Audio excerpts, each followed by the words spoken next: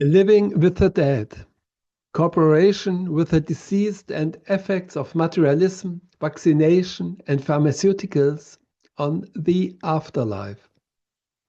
Dear ladies and gentlemen, dear friends, I'm delighted that we are able to discuss a very important subject. It is about our coexistence with those who have passed. But it is also about the great difficulties in the afterlife in our time. I estimate that about half of the dead cannot take the normal after-death path, but remain earthbound. This excarnation jam, we do not only have a traffic jam, we also have an excarnation jam. This excarnation jam has an effect on us incarnated people and creates big problems. But it is possible to help the dead who are in trouble. I consider this excarnation jam of the dead to be the biggest problem mankind faces. In my opinion, it is a consequence of materialism in its final state, a desperate deadlock. But from this, a new birth is possible. My name is Thomas Meyer, and I come from southern Germany. You can hear it in my German accent. If you don't understand a word because of my pronunciation, please imagine what I wanted to say. I have been teaching anthroposophic meditation together with my partner Agnes Hardop since 2004. We offer over 40 weekends and weeks every year. I'm also an author and have written books on nature spirits, on elemental beings, the spiritual effects of COVID vaccines, the monetary system, and the war in the Ukraine. Politically, I was active in the movement for direct democracy. In 1995, I was a spokesman for a statewide referendum in Bavaria, through which the Bavarian population gave itself the right for initiative and referendum in the communities, cities, and districts. Another focus of my work was regional currencies, from which the Chiemgauer was created in Bavaria. Since 1990, I have been involved in supporting and helping the dead. I am in constant contact with those who have crossed the threshold.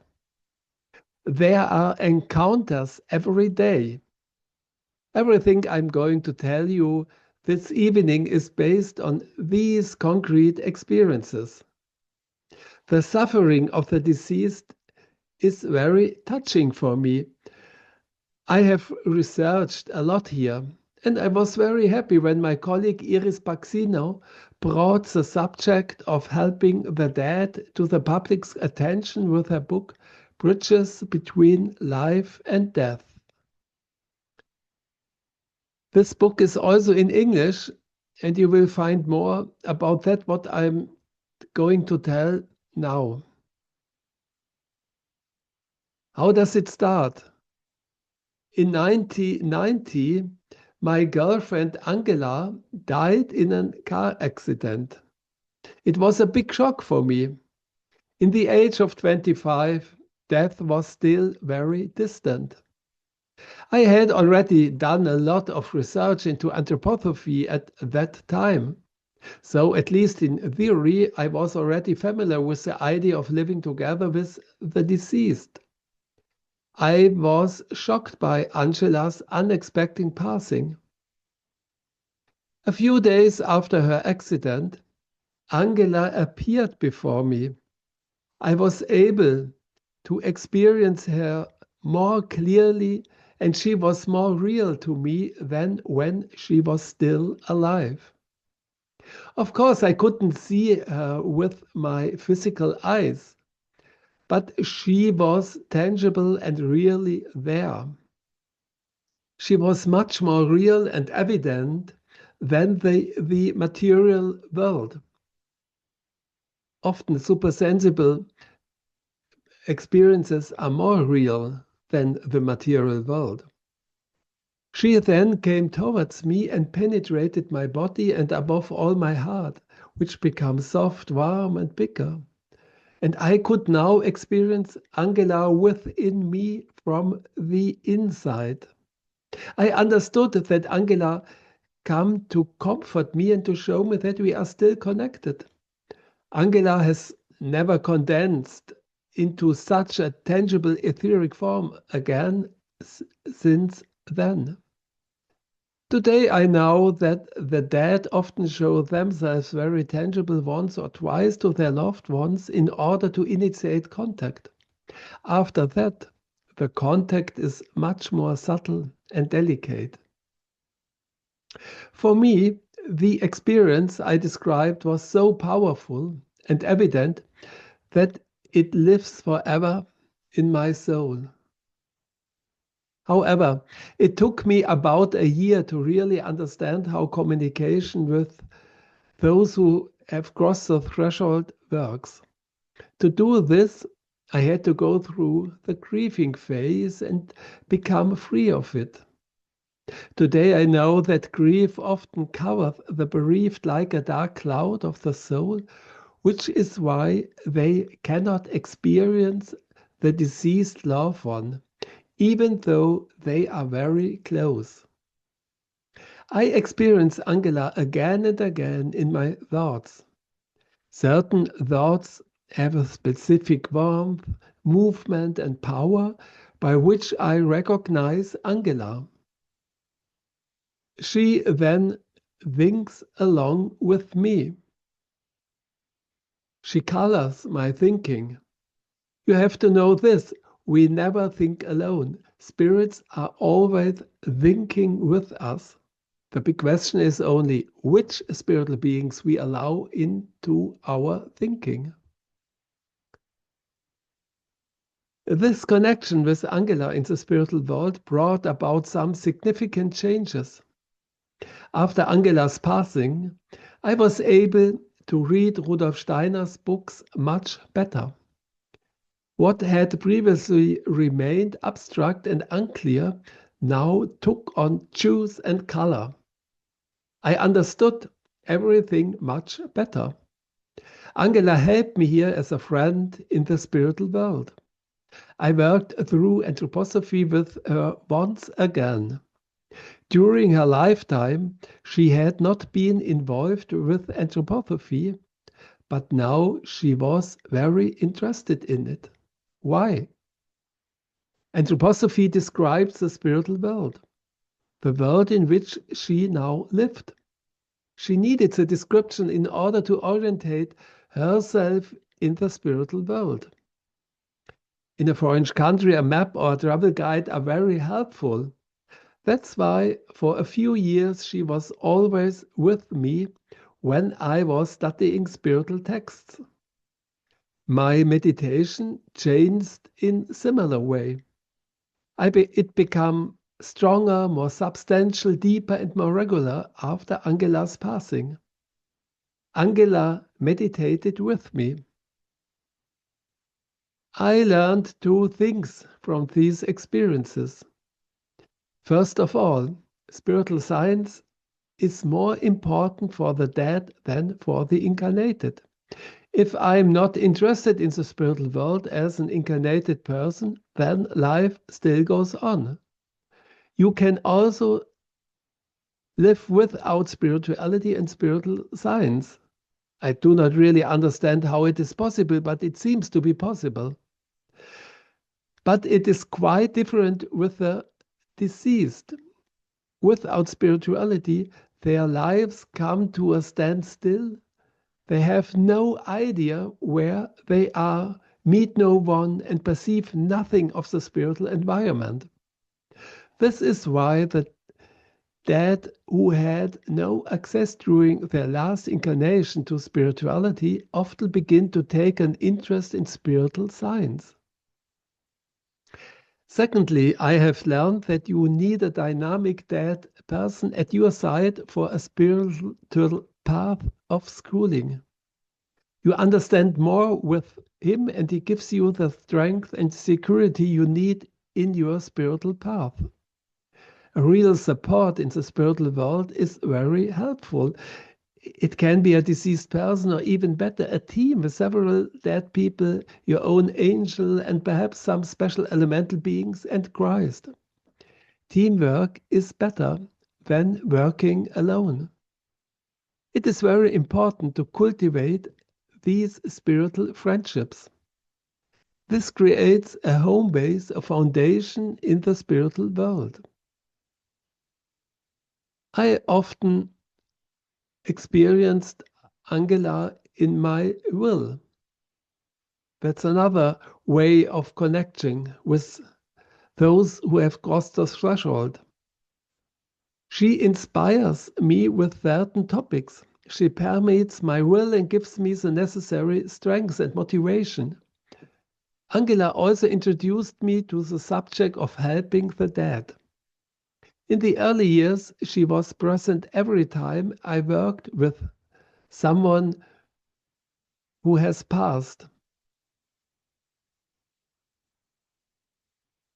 In my feeling, Angela is a support and a stream of love. I would only be half a person without her.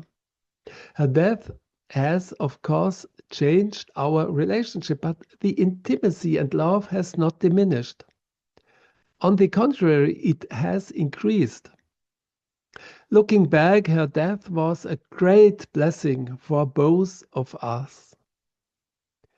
I know that such words seem strange in today's world. You hardly dare to say them. You must be sad and not happy when a loved one has died. But I like to tell it because I have often experienced that it opens up the space for other people to tell similar stories of a happy and lively relationship with someone who has died.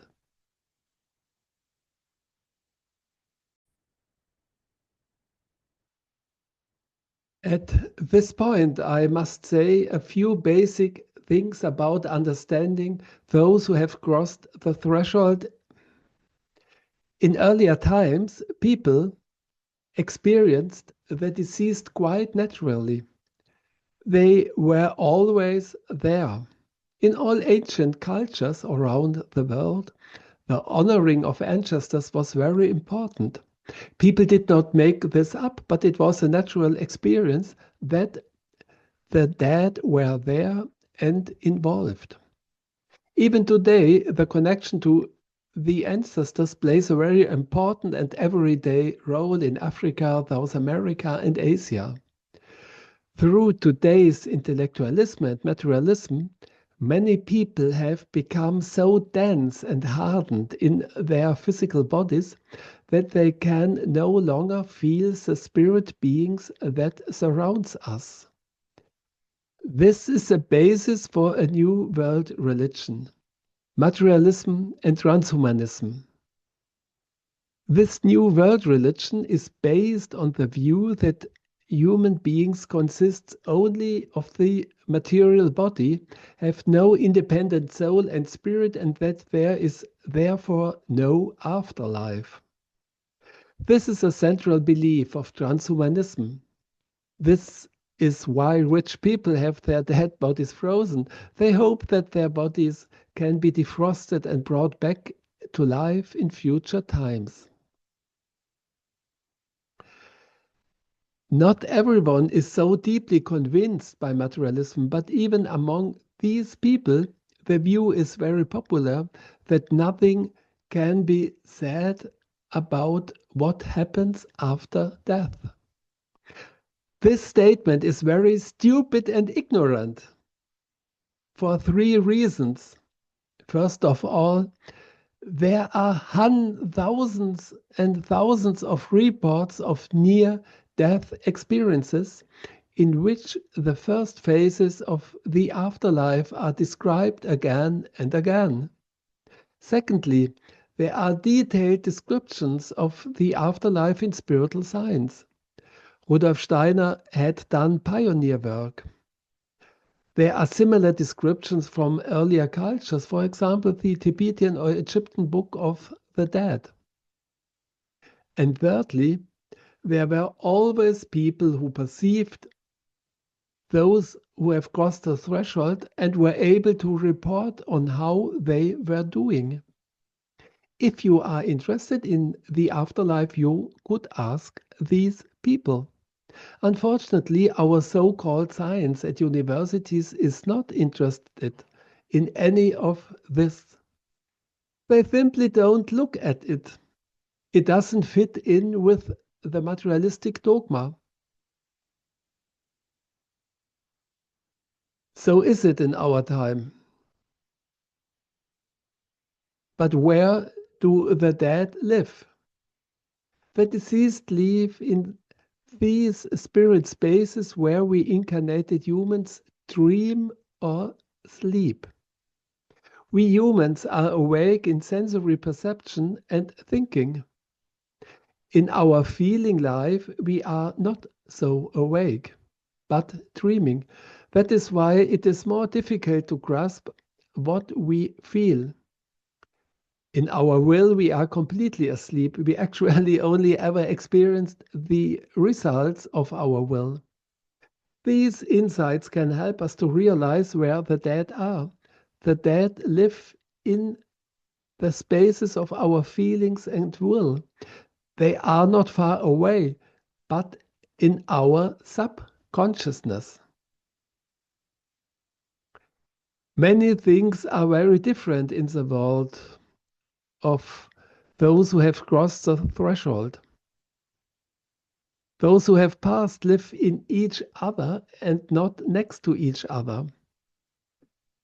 That means millions of dead could sit on the same chair. They do not have the problem we incarnated people have. In order to perceive someone else, a dead person transforms into them. Depending on their inner strength, flexibility, and ability to empathize, a dead person can either perceive or not perceive other dead people.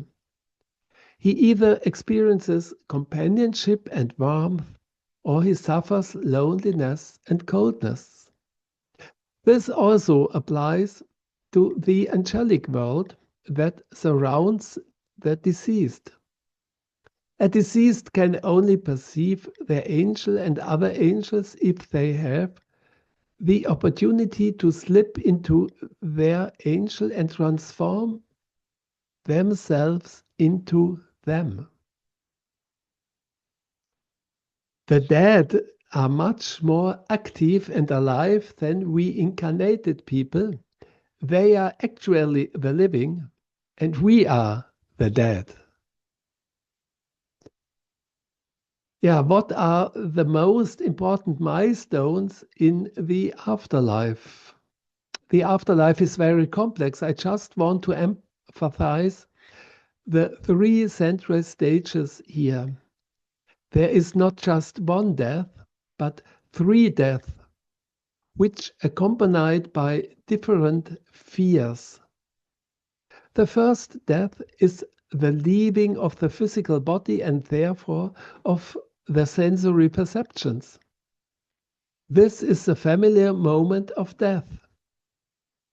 One of the main fears here is losing the ground. When the etheric body leaves the physical body forever, the etheric body expands, and then we are illuminated by the spiritual world. This makes all the memory that are stored in the etheric body visible. The one who has died now experiences the panorama of life. Simultaneously, he sees all the events of his life as in a film in one moment. This life review is often described in near-death reports. The life panorama can open up also in shock situations when the etheric body detaches from the physical body for a moment. I would like to give you an example. A friend of mine was the victim of an attempted murder. A man with a motorbike helmet on his head and a baseball bat forced his way into her office and tried to kill her. She was hit on the head. In this moment of shock, she experienced the panorama of her life. Everything is there in one moment and you can perceive everything. Consciousness has huge latent capacities. This moment felt like an eternity to her. My friend saw her past in great detail. She saw the current situation in her office, but she also saw that her life was not finished yet. She could see events in the future. This glimpse into the future life panorama brought her back to the present and gave her the impulse to address and irritate the murderer. This fortunately created a space for her to escape into the garden. What is remarkable about this description is that there is also a future life panorama. Of course, this does not mean that the future is predetermined. It can change flexibly depending on the decisions made in the present. The second death is when the soul leaves the etheric body. The etheric body is a body of formative forces and the carrier of life energy. It also contains memories, thoughts, and feelings. The etheric body is first experienced by the deceased as their own body like a cloud of warmth. It expands further and further, and in this way becomes the outer world of the deceased. This etheric body often merges with the etheric world of the deceased's hometown or landscape. This means for us incarnated humans, we always find ourselves in the expanded etheric bodies of the dead. These contribute to the landscape atmosphere. The dead person then looks at the discarded etheric body and, if everything goes well, experiences a feeling of home, a cozy warmth, and a sense of being integrated into the life of the world. After the externalization of the etheric body, the working through of the astral body begins. This is the entry into Kamaloka. The word Kamaloka comes from Sanskrit and means literally place of desire. It corresponds to purgatory. Here, one of the main fears of the deceased is to encounter their own shadow sides and everything they have repressed and disliked about themselves. Those who have passed, experienced, and feel their past life on earth in every detail. They see successes and failures. The deceased also experience what their actions have caused in other people. And this experience is the search of morality and living Christianity. The dead person experiences an evaluation of his former life by higher beings. The longing to transform what has failed grows. This prepares for future karma. In Kamaloka, the deceased must detach themselves from their earthly existence. This can be painful. But finally, the astral body also becomes an external world of the soul. The third death is the leaving of the astral body and entry into the spiritual world. In Sanskrit, it is called Devachan, meaning the region of God. Devachan is the region of the archetypes and the angelic hierarchies. Here, one of the main fears of the deceased is to dissolve and lose one's own personality or sense of self. Many souls fall asleep in their way through the higher spheres of the Devachan because they do not have enough eye power and Christ connection to be able to hold on. They only wake up again on the way to the next incarnation. In the course of the afterlife, the dead person becomes larger and larger, expands into the universe, into the planetary spheres, and becomes a human being of the spheres. That's a wording from Rudolf Steiner, human being of the spheres. When we look up into the firmament at night, when we look into the stars, we are in contact with the homes of the Devachanic souls. What the physical environment is for us, stones, plants, animals, the angelic hierarchies are for the dead. That is their environment. The angelic hierarchies are traditionally categorized into 9 spheres. As the Devachanic souls are united with the world, literally becoming the world, they have a strong will to advance the development of the world. They often specialize for a certain period of time in areas such as helping the dead, medicine, politics, technology, or education. These great and glorious souls are waiting for us earth people to consciously cooperate with them. They can only fulfill their longing together with us people on earth. I enjoy working with the Devachanic deceased because they are always motivated, always ready, and in a good mood. This is seldom the case with incarnated people. The difference comes from the fact that the Devachanic souls are free from their doubles, their shadows, and their old karma. I don't think you should start a new endeavor or a new project unless you have one or more strong deceased people with you. How do the deceased experience us? The deceased and the unborn live in our feelings, will, impulses, and thoughts. They always live in our aura, and we encounter the deceased when we sleep. For them, it is very important that we bring what we bring to them, what we have thought and felt during the day. Rudolf Steiner said, when we sleep, we are the feeding trough for the deceased.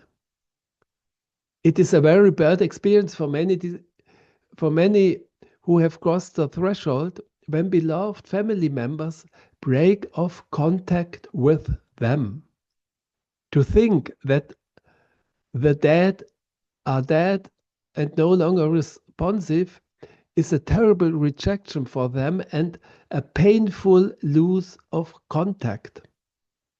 It is also bad when the bereaved hide behind never-ending grief. The deceased then have little chance of getting through such walls of sorrow. It is best for the deceased if you deal with them naturally, as if they were there. In reality, they are there. Spiritual or artistic thoughts and feelings of incarnated people are something very special for the deceased, comparable to festive celebrations and colorful symphonies. Advanced deceased always have a releasing and pleasant effect. They empower and inspire us. In contrast, dead people who have gotten stuck cause aggression, depression, and illness. In the case of deceased who are stuck, we speak of occupations.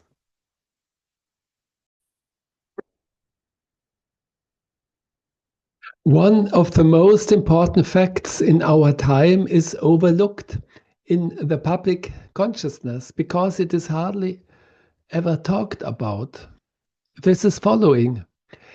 Countless deceased get stuck in their after-death development and have a destructive effect on people's mental and social lives, burdening the future development of the earth and humanity. A lot of materialism, egoism, dissatisfaction, and aggression arise on earth from this dark field of the blocked deceased. We are actually suffocating on the dead who are stuck. You can imagine this as a large gray layer of smoke surrounding the earth. In some places it is denser and darker, but there are also still places that are relatively free of it. Why is this so? In the age of the consciousness soul and the human freedom, the progression of the afterlife cannot longer be taken for granted.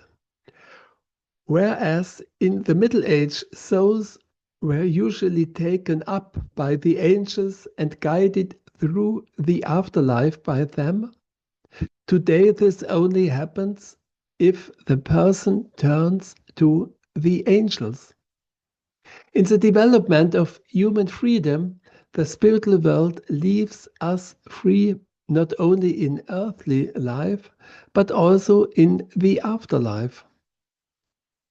The angels are always there waiting, but we have to make contact with them so that they can help us. This is also the case after death.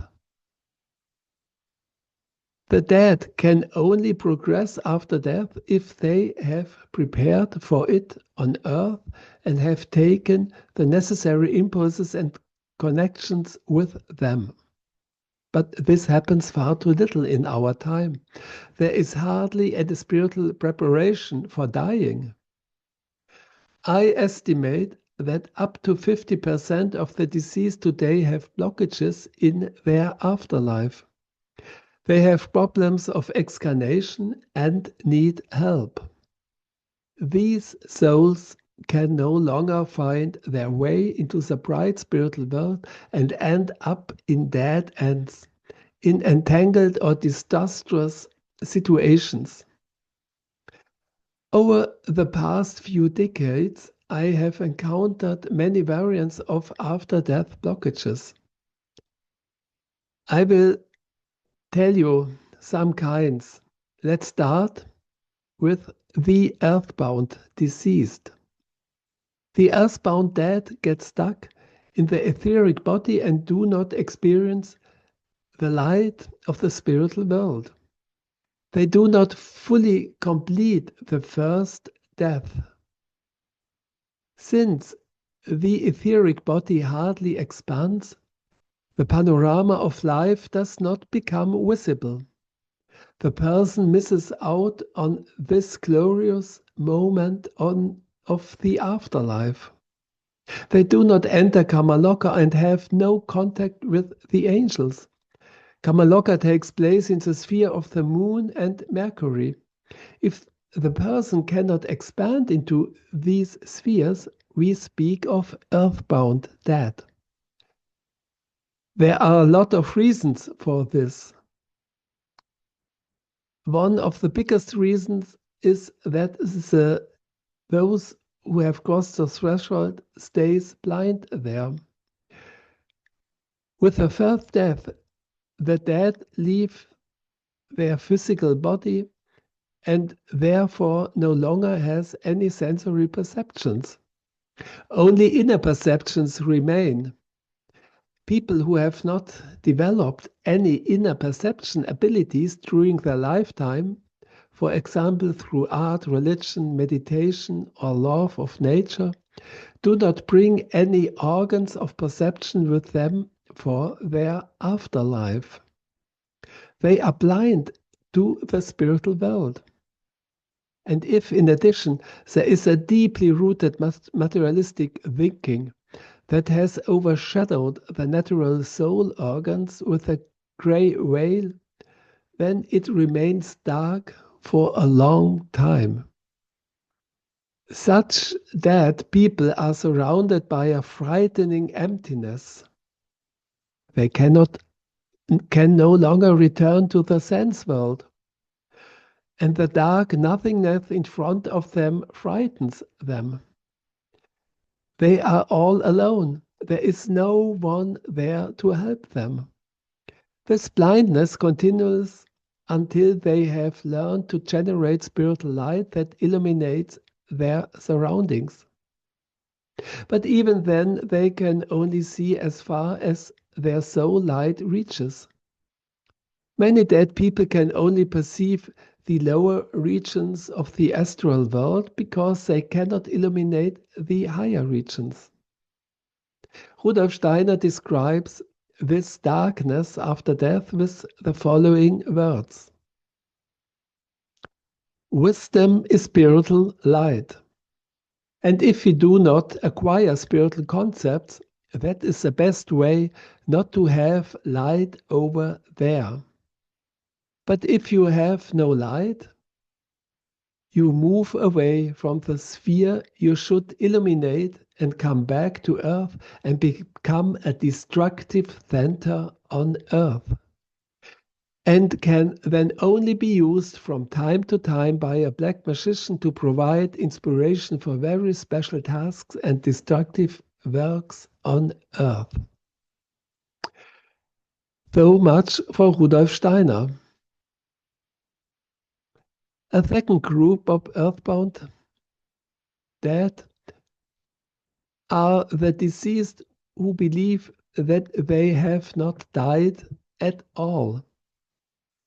They did not experience their own death and believe that they are alive.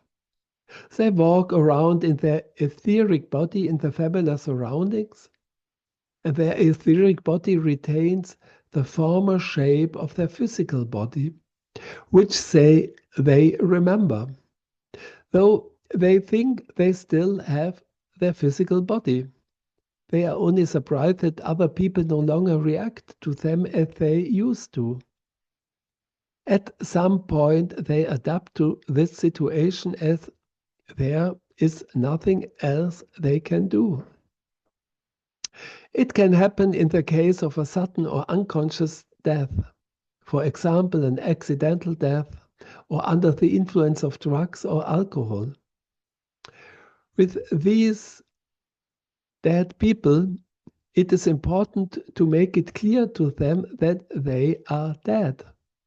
Sometimes it is enough to ask them, "Do you know that you have died?" Often you have to be more insistent, for example, by asking whether they are not the bride that no family member speaks to them anymore, even though the dead person is constantly in the apartment. You can also ask the deceased to walk through a wall. After he has done that, you can ask him if he doesn't find it strange. No incarnated person can walk through a wall. Such questions can help the dead person to realize he has died. A third group are the I am dead deceased. In this variant, the dead person has realized that he has died. However, he has died with such a strong conviction that there is nothing after death, that he is now playing dead. He thinks he is dead and therefore stops his eye activities. He literally folds up his eye. He lays down in his mental coffin and simply does nothing more, which is why his etheric and astral bodies cannot develop further after death. It is difficult to reach such dead people who play dead because they simply do not react. However, If you do reach them in your thoughts, they often become annoyed because they are dead and no longer want to be contacted. This condition can be the result of strong materialistic thinking combined with a conformist and ego-weak life. It is a self-fulfilling prophecy. They were quite certain that after death there is nothing, and they want to experience it now that way. How can you deal with these dead people? I address such dead people mentally. If they react in anger, for example, I say, I apologize for disturbing you in your sleep. If it upsets you, it means that you still exist even though you are dead. Otherwise, you would not be able to be angry, and I would not have been able to disturb you. Often that is enough to wake the dead person up from their self-made mental coffin. The next group are the dead persons who were addicted to alcohol, drugs, or sex, and they cannot get away from it, and therefore remain earthbound.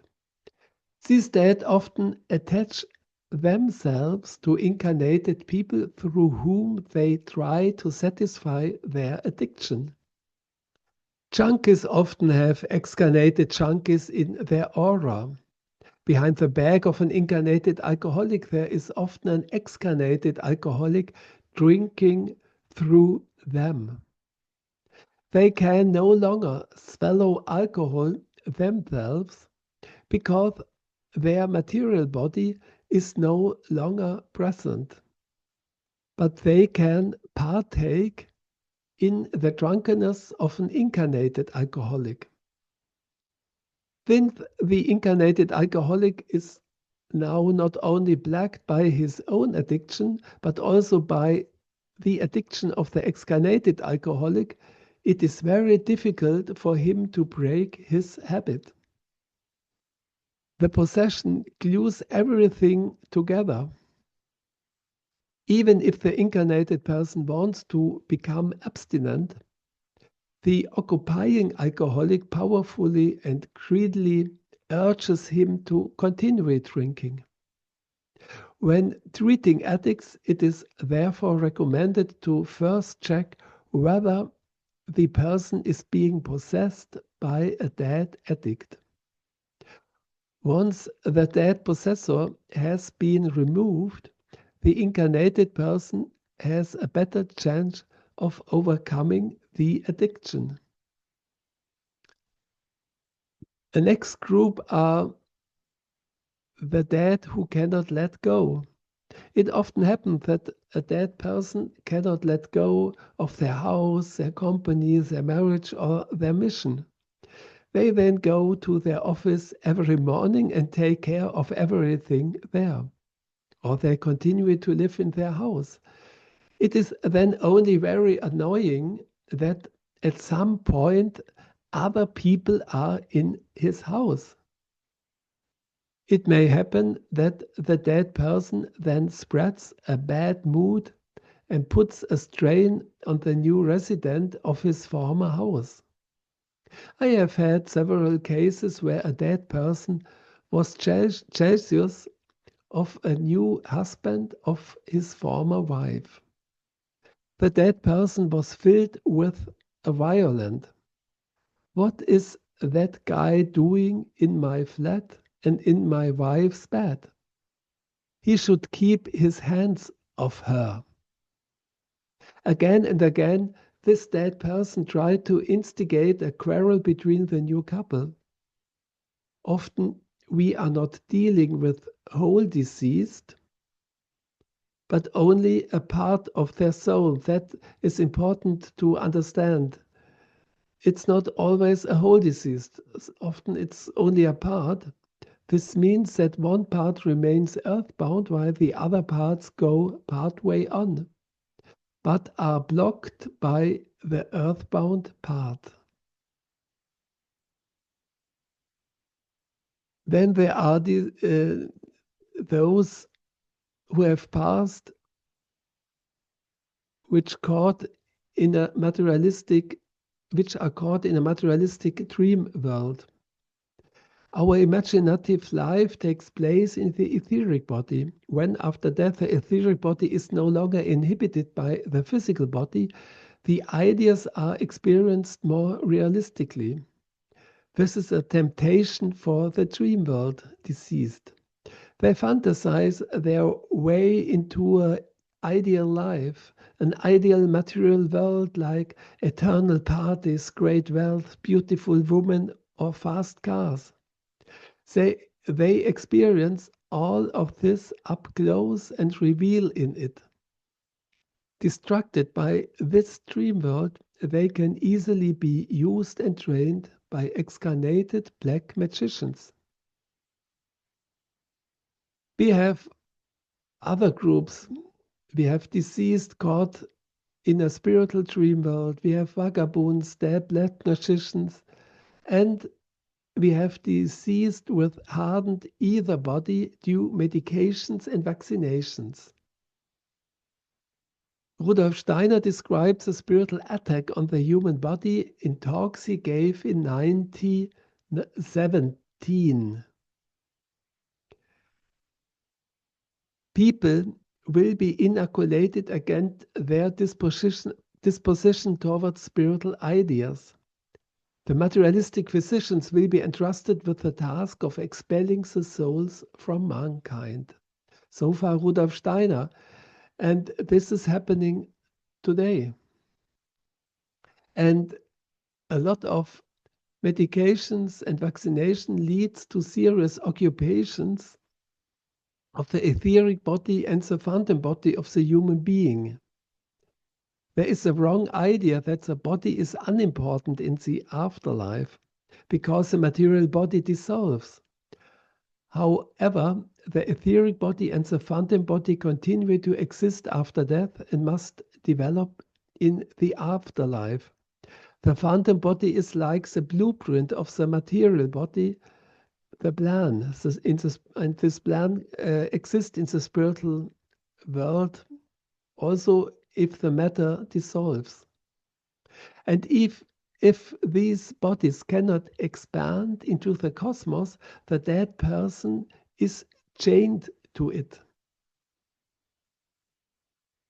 We found that often the etheric body of these deceased is so hardened that it cannot detach itself.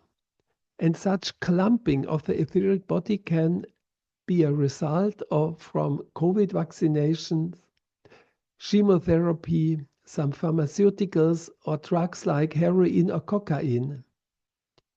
In the case of an accompanied suicide called exits,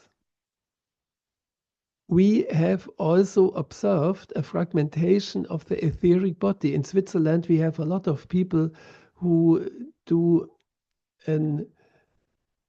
such an exit. It's called going to Switzerland. It costs 12,000 francs. It's a good business.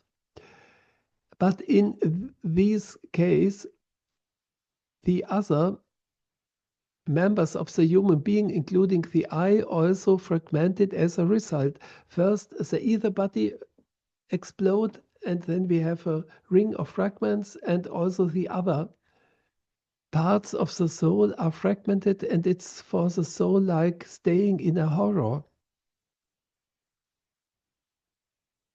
Unfortunately, in our materialistic age, the post-mortem side effects of medications are not investigated when drugs are approved. However, in a holistic approach to medicine is very important. A holistic approach means we also have to look what is going on in the life after death and what are the side effects of a medication in the next incarnations. The good news is the after-death side effects can be significantly reduced by spiritual healing, artistic therapy, and natural remedies. But there are far more than only earthbound dead. In the next stage of the after-death life, called Kamaloka, there are also many opportunities to get stuck in deadlocks. Deceased who have gotten stuck in Kamaloka cannot really carry out the second death. They are unable to perform the digestive work of Kamaluka. They get stuck in their astral body and cannot detach themselves from it. Due to limited soul awareness, they have little or no contact with their angel. In the Kamaloka phase, the soul should digest and accept everything that it did not accept on earth. All the skeletons in the closet should be lifted. Even if a person had started to do so during their lifetime on earth, it usually does not succeed completely. The soul gets stuck in Kamaloka because of these undigested feelings and has to endure and feel them until they have been digested. Often the soul thinks it is doing well but cannot develop further because it has repressed certain feelings so strongly that it is not aware of them at all. I have often experienced this situation by helping dead people in Kamaloka. But the stagnation in Kamaloka has consequences. All experiences from which the soul cannot let go often express themselves in the family members because they are near. They then experience the unresolved emotional blockages of the dead person in their state. Then we have a lot of traumas, and the traumatized have had such painful experiences that they are unable to accept anything. This is often the case with victims and perpetrators of abuse. Many of our deceased grandparents have repressed traumas from the Second World War and they stuck in this situation. Often self-love is not possible because the dead person is occupied by other dead people. That's another situation. There can be multiple occupation. That is, the occupier of a dead person is also occupied by another deceased who is stuck. And when there are those who die suddenly without having had time to disengage from their human ties, face the problem of how they can now, as a deceased, fulfill their responsibility. This often happens to the mother of young children or to marriage partners. The deceased cannot let go, which means that their journey after death stagnates at this point. Sometimes there are religious fanatics who are so afraid of hell, the devil, and divine punishment that they become paralyzed by it. Those who have committed suicide usually have also a very difficult time. They have only lost their body, but otherwise nothing has improved. They continue to be tortured by their feelings that led them to suicide. They often remain stuck in their state for a long time because the suicide has turned them away from the spiritual world. Experience shows that suicides are a potential source of psychological danger for their families and require special attention. But each case must be considered individually. For example, there are young people who kill themselves in a spontaneous emotional outburst. They don't have it so hard.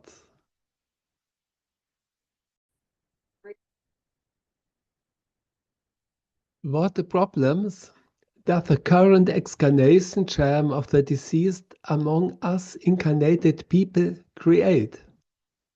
Rudolf Steiner used drastic words to describe the effects of dead people being stuck. When a person enters the spiritual world with only physical ideas, he becomes a center of destruction. A center of destruction. Hard words. But that's true.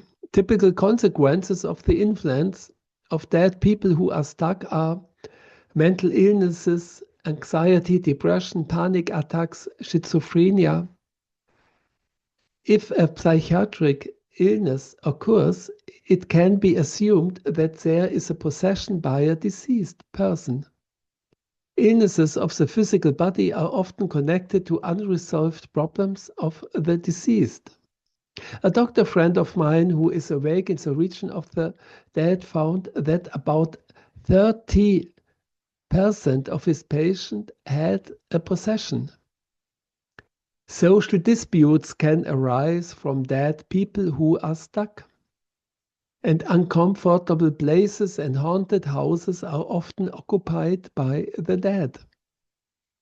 There are also large collective effects. For example, many earthbound dead are involved in wars, in violence, in abuse.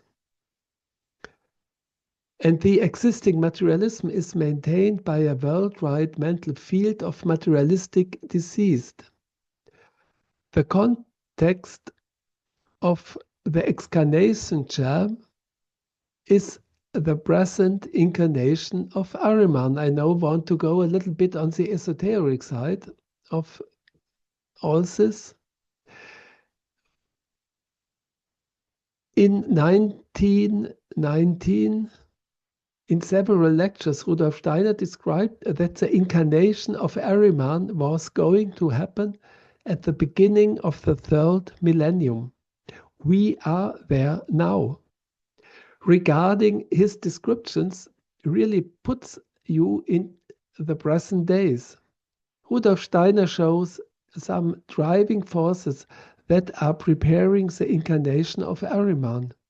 They include scientific materialism, an intellectual life driven by the economy, the preservation of knowledge in libraries and today on electronic data carriers, the belief in the omnipotence of numbers and statistics, the establishment of a world government, and so on. The incarnation of Ahriman must be thought as of a long time process. The Ahrimanic spirits think step by step into the different members of the human being. When Ahriman penetrates the I, the self, one no longer experiences the I. One is observed by the outside. This has been the case for centuries. One can overcome this work of Ahriman through meditation, religion, art, or intensive thinking. When Ahrimanic beings permeate our thinking, one receives abstract, lifeless thoughts. This is regarded by many as the standard today for.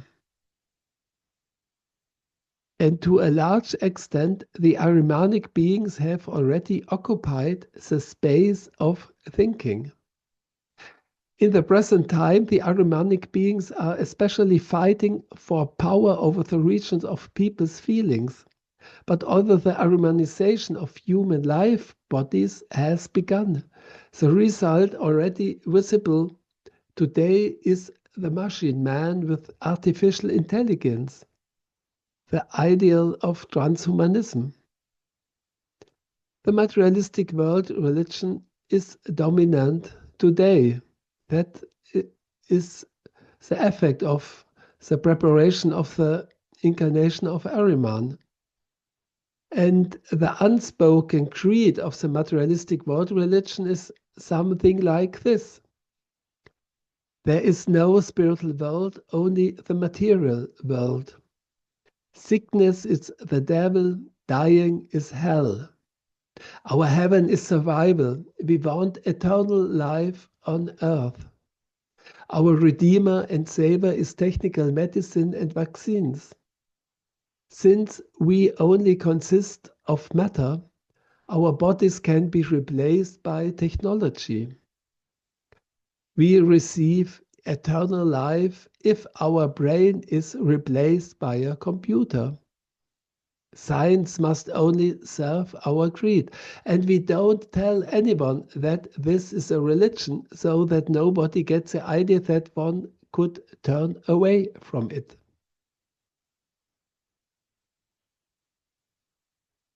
We have an incarnation jam. What does this mean? This topic is a very important topic because it shows how the materialistic world religion ends up in a desperate deadlock in its final state. The final state of a materialist is his hopeless entrapment in his after-death life. The deceased can no longer free himself from this blockage. He has connected with dark adversary forces that he cannot deal with. He is dependent on help from outside. This help can come from incarnated people, from light devachanic deceased, from angels, or from the Christ. The good news is that a rebirth is possible from this final state.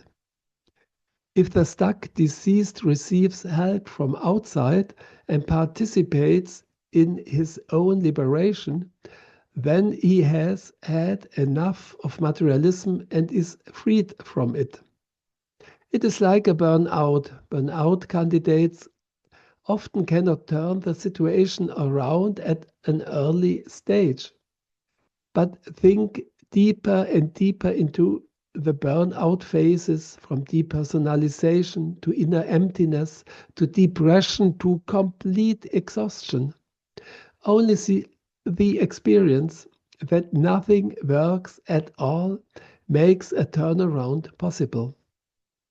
It is possible to solve the problem of the incarnation jam. That's possible after the turnaround. And here Bali is a ray of hope.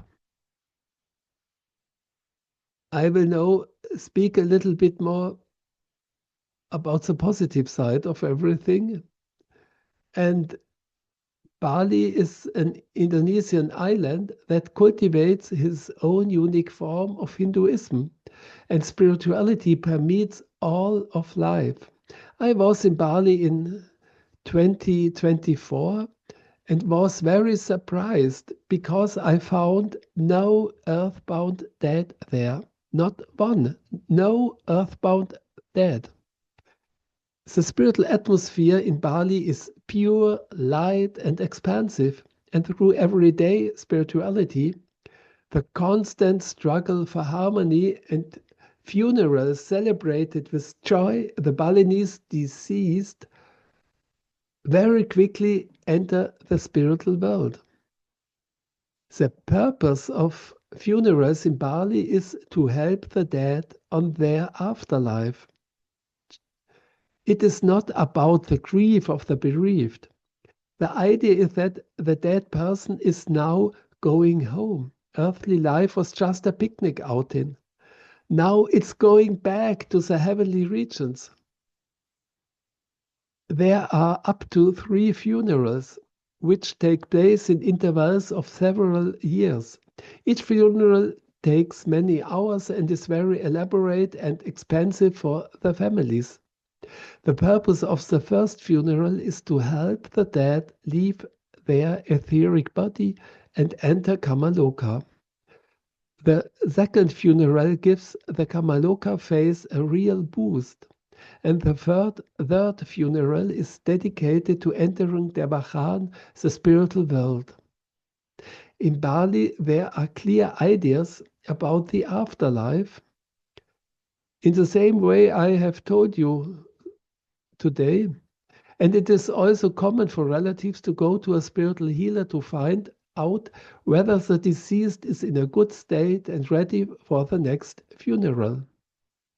The Balinese are very concerned that a dead person may not find his way in the afterlife and instead disturb the family. This can cause illnesses or business failure or accidents.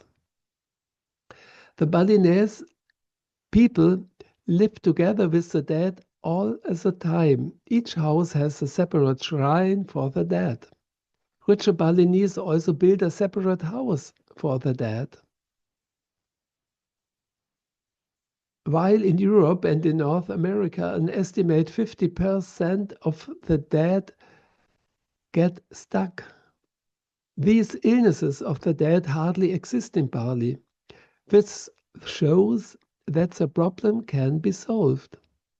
But it needs work and it needs a collective work. And this brings me to the last part of my talk, the possibilities of helping the deceased. With the help of us humans on Earth, blocked deceased can be freed. They can compensate for what they missed during their lifetime. Why is the help of incarnated people needed for this? Blocked deceased do not perceive their angel and other helping dead, even if they are surrounded by them. However, they perceive us humans on Earth because we are closer to them. Therefore, we as incarnated humans can be the necessary link and bring them together with their angel and other helping dead. In my experience, you can help anyone within a reasonable time if you have the necessary skills. In this respect, any occupation can be resolved.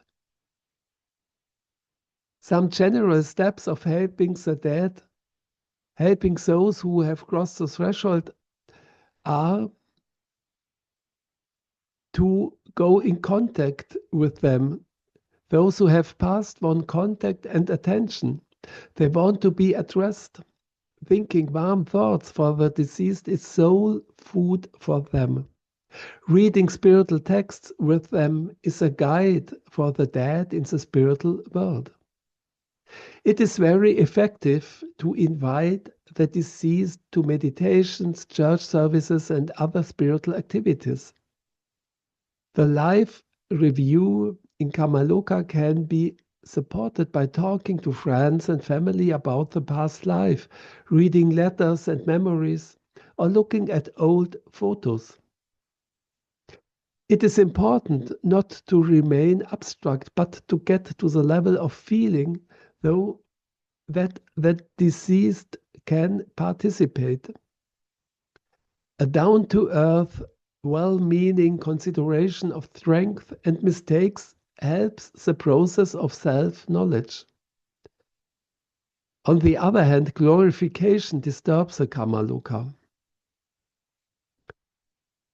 Since the dead wanted to participate in the development of the world, it is good to invite them to specific activities. For example, before a lesson, a treatment, or writing an article. The effects are often amazing. Sometimes those who have crossed the threshold need special therapeutic help. Sometimes they need orientation, for example, regarding the state of being dead, where they are and how it continues in the spiritual world. If a dead person does not experience his angel, then his post-mortem development is blocked. In this case, it is important to show him his angel. If necessary, you can also show him your own angel so that he understands what an angel actually is and can then better find his own angel. But you don't have to do everything yourself. It is very helpful to ask the angels to release a dead person and bring him to a state in which he can develop further. This request should be supported with a prayer. In addition to the angel, you can also turn to the devachanic souls who specialize in helping the deceased and usually come when they are invited. Spiritual healing can solve all the problems I have described in this talk. It is possible to free black magician disease from their thoracic possession so that they lose their power and enter Kamaloka.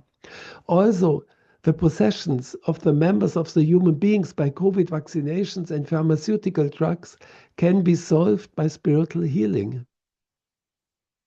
Many people will be overwhelmed by the task of helping the dead, of course. And they feel uncertain about the deceased or are inexperienced in therapeutic or spiritual healing work. Of course, you have to be realistic about you can do yourself. But even small steps have their positive effect.